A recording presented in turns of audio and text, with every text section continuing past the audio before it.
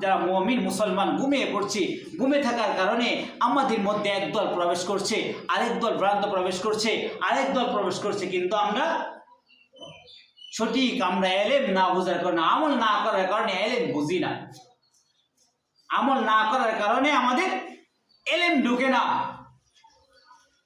কিছু জিনিস কমে যায়, জীবন থেকে সময় কমে যায়, সময় কমে যায়, কিন্তু আমল দ্বারা বাড়িয়ে নিতে হয়। এলেম আছে যদি সেটা চর্চা করে তাহলে বাড়ে, তাহলে সেটা কোনো সময় কমে না।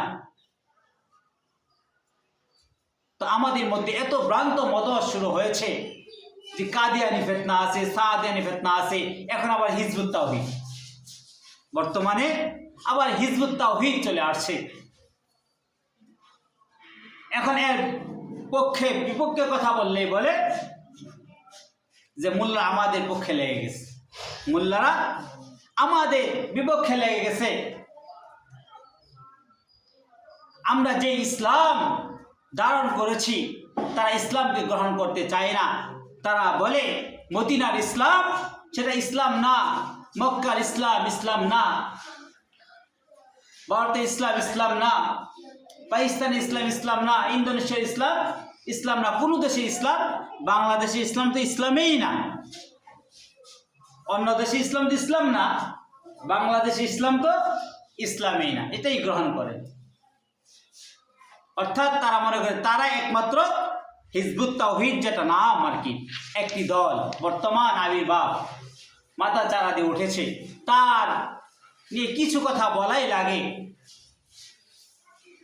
অর্থাৎ হিজবুত তাওহীদ না, সেটা হলো হিজবুত শয়তান, হিজবুত ইবলিস, শয়তানের দল, ইবলিসের দল হলো হিজবুত তাওহীদ। তারা বলে আমরা একমাত্র ইসলামের মধ্যে অটল আছি, আর সবাই বেঠিক, মানে শয়তানের বড়রা, শয়তানের বড়, কারণ যে মনে করে যে আমি একমাত্র সঠিক পথে আছি সে হলো বড় শয়তান। তারা বলে যে ইসলাম, কি বলে ইসলাম, ইসলাম না, তারা বলে ইমাম, ইমাম। বাইজিদ খান পন্ডিত ওই দলের প্রধান ছিল, সে ছিল একজন বিড়িখোর, কি খোর, বিড়ি, বিড়ির দাম বাইরে গেছে মনে হয়, এই জন্য আন্দোলনও চলতেছে, বিড়ি, সিগারেট, মদ, গাঞ্জা এগুলোর দাম মনে একটু বাইরে গেছে, এগুলো ঢাকার শহর বা অনেক জায়গায় প্রকাশ্যে আন্দোলন চলছে। আরে ভাই এগুলো যারা খায় তারা সে আন্দোলন করবে, তোমরা কেন আন্দোলন করছো? একদল আছে তারা মাঠে নেমে গেছে সরকারের বিরুদ্ধে, এইটা আমি সরকারের পক্ষ বিপক্ষে বলতেছি না, যারা বিড়ি খায় তারা ছাড়া নামবে। ওই যে বাইজিদ খান পন্নী নামতে পারে, ও তার দল নামতে পারে, কারণ বাইজিদ খান পন্নী বিড়ি খাইতো, সে আবার ইসলাম বলে, তার সে আবার ইসলামের একজন মুরব্বী হিসাবে দাবি করে। বর্তমান যে আছে সেলিম, সে আবার ইমাম দাবি করে, দলের নেতা, তার মুখে দাঁড়িয়ে দেখেন নাই কেউ, দেখেন নাই কেউ। আরে যারা দেখছেন তো দেখছেনই, তাদেরকে কিন্তু ওই দলের লোক এসে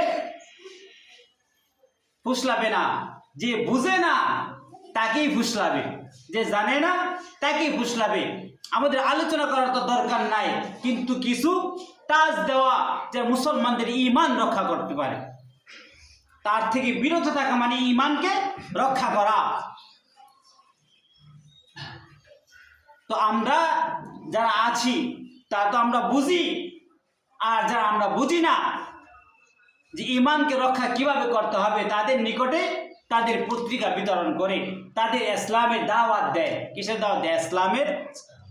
ইসলামের দাওয়াত, ইসলামের দাওয়াত দেয়, কারণ তাদের নিকট কোনো ইসলামে গ্রহণযোগ্য না।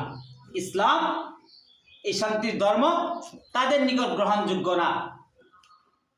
তারা বলে, যারা আছে বাংলাদেশে, তারা জিহাদের কথা বলে না, তারা জিহাদের কথা বলে না। এখন কয়টা জিহাদ সংগঠিত হয়েছে বাংলাদেশে, যে বাংলাদেশের আলেমরা এখন জিহাদ করতে হবে? কয়টা জিহাদ সংগঠিত হয়েছে? আরো অনেক ভ্রান্ত কথা তারা বলে থাকে। তাদের নামাজ দেখেন, সেকেন্ডের মধ্যে তারা সেজদায় চলে যায়, সেকেন্ডের মধ্যে সেজদায় চলে যায়, নামাজ আদায় করে। মহিলা পুরুষ একসাথে নামাজ আদায় করে। নাউজুবিল্লাহ করবেন না। পর্দা কি আমাদের জন্য ফরজ না নফল? ফরজ না?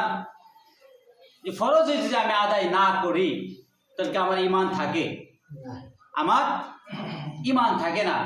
রাসূলের হাদিস হলো যে মহিলারা পিছনের কাতারে দাঁড়াবে আর পুরুষরা সামনের কাতারে দাঁড়াবে, আর তারা একসাথে নারী পুরুষ মিলে মিশে একসাথে তারা গোলমাল আদায় করতেছে।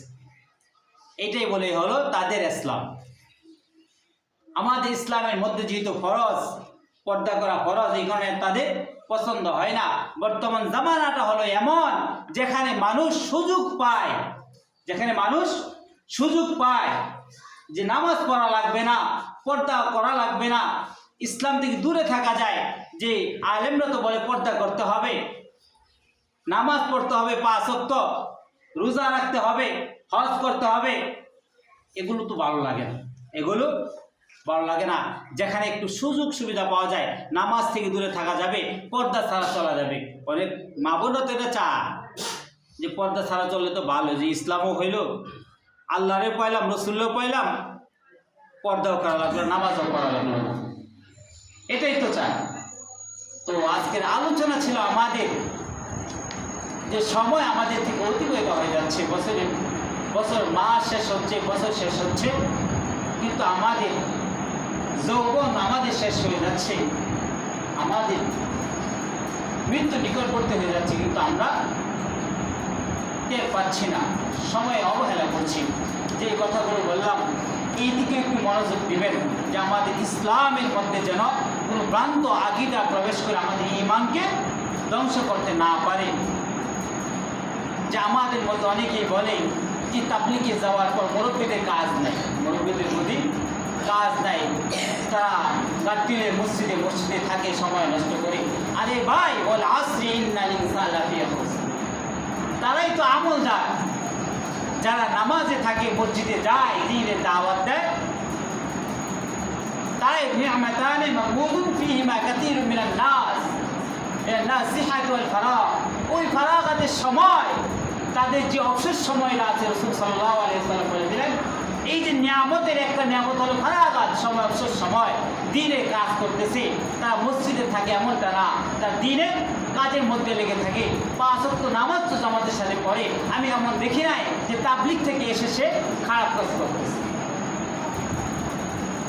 তো তারা তাবলীগের পিছনে লেগে যাচ্ছে, তারা আস্তে আস্তে ইসলামটাকে ধ্বংস করার জন্য, মানুষকে ঈমানকে ক্ষতিগ্রস্ত করার জন্য আস্তে আস্তে তারা অগ্রসর হচ্ছে। এখন যদি আমরা জাগ্রত না হই তাহলে আমরা আমাদের ঈমানকে রক্ষা করা কঠিন হয়ে যাবে। তো আমাদের চেষ্টা করতে হবে সব জায়গায় লেখনের মাধ্যমে, সোশ্যাল মিডিয়া, সব জায়গায় আমাদের কথাগুলো প্রচার করতে হবে, যেন এই শয়তানি দল হিজবুত তাওহীদ, হিজবুত ইবলীসের শয়তানি দলটা যেন আমাদেরকে গ্রাস করতে না পারে, কাদিয়ানি এই সম্প্রদায় যে গ্রাস করতে না পারে। এদেরকে, এরা যদি কাজ করুক যে ইসলামের নাম না নিয়ে কাজ করুক, এটা আমরা চাই। তারা কাজ করে যাক, যে আমরা ইসলাম না, আমরা মুসলমান না, তারা কাজ করে যাক, তাহলে আমাদের কোনো অসুবিধা আমাদের নেই। কাদিয়ানিরা কাজ করে যাক, তারা কিন্তু ঘোষণা করুক যে আমরা মুসলমান না, আমরা কাফের, তারা কাজ করে যাক, তাহলে আমাদের কোনো কিছু আসে যায় না। যে কথাগুলো বললাম, আল্লাহ সুবহানাহু ওয়া তাআলা আমাকে আপনাদের সবাইকে আমল, সময়ের উপর গুরুত্ব দেওয়ার, যে সময় যে নষ্ট করতেছি এর উপরে গুরুত্ব দিয়ে বেশি বেশি আমল করার তৌফিক দান করুন। আমিন ওয়া মা আলাইনা ইল্লাল বালাগ।